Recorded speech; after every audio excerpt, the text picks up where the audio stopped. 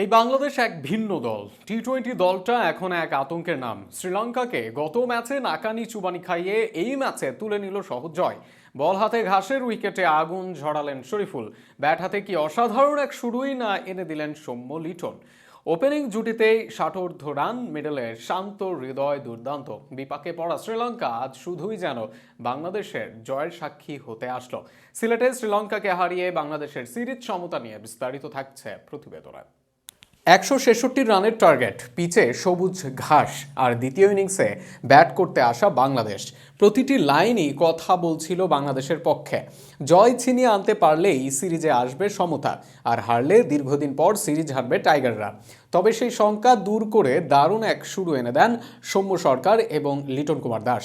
দীর্ঘদিন পর পাওয়ার প্লেতে কোনো উইকেট না হারিয়ে বাংলাদেশ তুলে নেয় ষাটোর্ধ্ব রান। দলীয় 68 রানের সপ্তম ওভারে প্রথম আউট হন সৌম্য। এরপর দলীয় 83 রানে আউট হন লিটনও। তবে 24 বলে 36 রান করে যান তিনি। দুই ওপেনারের করা দারুণ শুরুকে শেষের দিকে নিয়ে যান অন্য দুই top middle order batter captain Shanto এবং হৃদয়।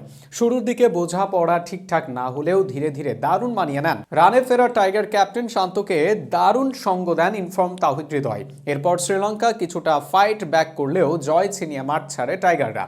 এর আগে টস জিতে এদিনও আগে বোলিং নেয় বাংলাদেশ অধিনায়ক নাজমুল হোসেন শান্ত।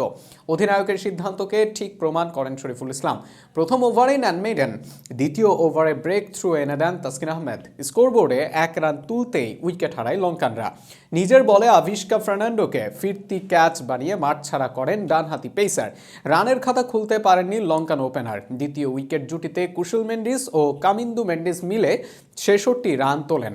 প্রথম 3 ওভারে স্রেফ 8 রানের পরের 3 ওভারে দুজনে নেন 41 রান। সেই জুটি ভেঙে বাংলাদেশ শিবিরে স্বস্তি ফেরান সৌম্য সরকার। 22 বলে 36 রান করে বিপজ্জনক হয়ে ওঠা কুশালকে আউট করে বাংলাদেশকে ম্যাচে ফেরান এই অলরাউন্ডার। পরের ওভারে আঘাত হানেন রিশাদ হোসেন। ক্রিজে থিতু হয়ে যাওয়া কামিন্দুকে রান আউটের ফাঁদে ফেলে বিদায় করে বাংলাদেশ। 27 বলে 37 রান আসে কামিন্দুর ব্যাট থেকে। 2 সেট ব্যাটারকে হারিয়ে কিছুটা ব্যাকফুটে চলে যায় শ্রীলঙ্কা। এমন অবস্থাতেই আঘাত হানেন মুস্তাফিজুর রহমান। সাদিরা সামার বিক্রমাকে ফিরতি ক্যাচ বানিয়ে সাজ ঘরে ফেরান। 11 বলে 7 রানে বেশি করতে পারেননি সামার বিক্রমা। কাদের কিনারা থেকে দলকে টেনে তোলেন অধিনায়ক চারিত আসালাঙ্কা। 14 বলে 28 রান করে আজও বাংলাদেশের জন্য হুমকি হয়ে উঠছিলেন তিনি। তবে শেখ মাহাদির স্পিন বিষে বোল্ড হয়ে থামতে হয় তাকে। শেষ দিকে ঝড় তোলেন অ্যাঞ্জেলো ম্যাথিউস, তাকে সঙ্গ দেন দেশন সানাকা।